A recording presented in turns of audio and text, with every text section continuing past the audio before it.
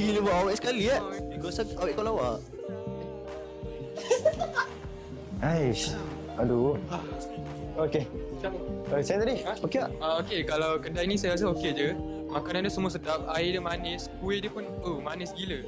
Saya rasa macam apa saya nak datang lagi, saya bawa family, bawa awet semua lah saya datang sini. Ui, gila buat awet sekali Memang lah, saya rasa sedap gila kan. Saya rasa boleh lepak lama-lama sini kan.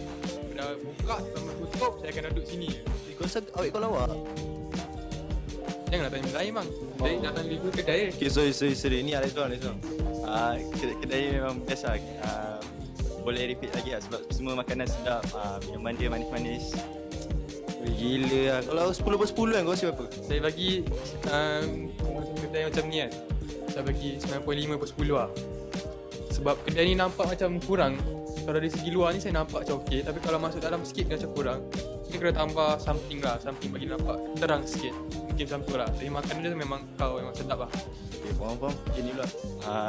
Kalau saya 10 per 10 lah sebab semua perfect. Okay, itu sahaja daripada kami. Terima kasih.